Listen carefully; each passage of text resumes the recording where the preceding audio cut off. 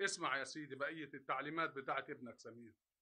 هو الراجل وهو سيد البيت. إذا خلص السكر ولا السمن يفضل البيت فاضي لغاية آخر الشهر من غير سكر ولا سمن. وطبعا ما يطبخوش، وإن بعتنا للبنت حاجة يرجعها تاني ولا يرميها ما يخليهاش تقرب لها. ليه؟ علشان ايه؟ مش فاهم.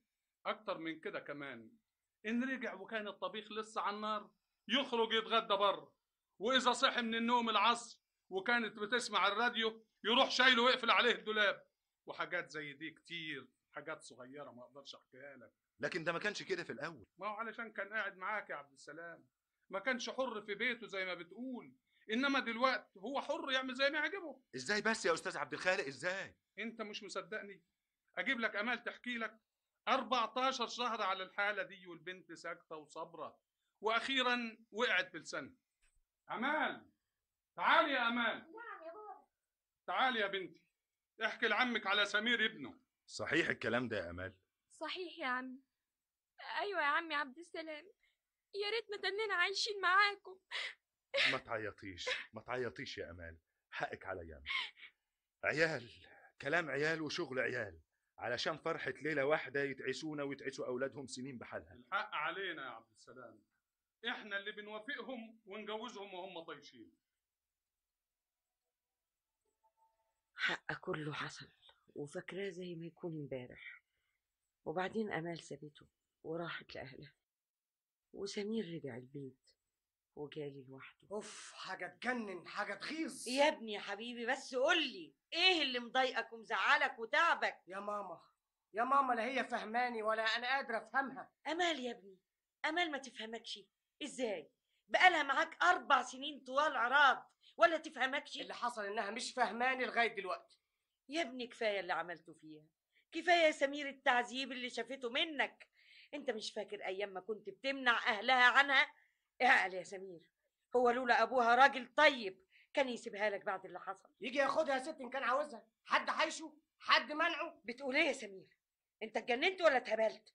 طب اسكت، اسكت ولا تعليش صوتك لحسن ابوك يسمعك تبقى مصيبه. انا ما يهمنيش حد، دي حياتي مش حياه ابويا. ايه اللي حصل بس يا سمير؟ يوه، ايه اللي حصل يا ابني؟ كلمني بالراحه. هي فاكراني ايه؟ يعني بخاف من ابوها ولا من امها؟ ولا كمني طوعتهم علشان ما ازعلش بابا يبقى خلاص؟ ده انا كل ما اكلمها عن حاجه تسكت ولا تردش. كانت الاول بتعيط، دلوقتي تعمل كل فصل واقف اصرخ قدامها ولا تسال ولا كأن ليا وجود. فاكراني ايه؟ بتهددني؟ وطي حسك بس، وطي حسك لحسن ابوك يسمعك. هتهددك ليه؟ وهي تقدر تهددني؟ وانا يهمني ايه منها ولا من ابوها ولا من غيره؟ انا ما عمريش اتندم على حاجه. ايه يعني الجواز؟ وجع قلب ودوشه دماغ على الفاضي. اذا كانت عاوزه اني اسيبها انا مستعد اسيبها النهارده قبل بكره. ايه يا سمير بتقول ايه؟ اسيبها؟ فيها ايه يعني؟ محدش عملها؟ حاجه غريبه؟ تسيب امال يا سمير؟ اذا ما كانتش تطوعني اسيبها، امال هي فاهمه ايه؟ طب اسكت، اسكت لحسن ابوك يسمعك. يلا السلامه. تسيبها؟ لا ما عادش الا كده. تسيبها ازاي؟ علشان ايه؟ ما كلمهاش كلمه الا لما تقول لي بابا وماما. العصر صاحي من النوم وهي عارفه اني هسهر الليله دي ومعزوم مع جماعه اصحابي، وقايل لها من الصبح. تقف كده في الصاله وانا خارج وتقول لي ما دام هتتاخر بره انا هسهر اسمع الراديو في البيت عند بابا. ليه؟ ما عندناش راديو؟ ما تقعدش ليه تسمع الراديو بتاعنا؟ هتقعد لوحدها يا ابني؟ لا يا ماما، لا يا ماما، ما انتش فاهمه. الحكايه مش حكايه راديو، دي بتهددني بابوها وامها. انا كمان ما سكتش على كده، قلت لها اذا كنت هتسيبي البيت خليكي عند ابوك وامك على طول، ما ترجعيش تاني. ايه سمير انت مجنون؟ قلت لها كده صحيح؟ انت صغير يا سمير، صغير يا ابني.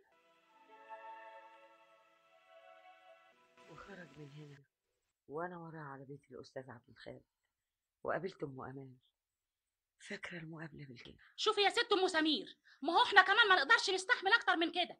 دي بنتنا لحم ودم يا اختي، هنفرط فيها على ايه؟ ما هوش عاوزها هو حر، اما انها ترجع له اعملي حسابك مستحيل. ده عيل يا ست ام حسين، ده سمير صغير. ما تقوليش الكلام ده، واحد متجوز بقاله 4 سنين ويبقى عيل صغير؟ ليه يا اختي؟ هو ما عندوش 23 سنه؟ 20 وحياتك. مش صغير على العمايل بتاعته، يطردها.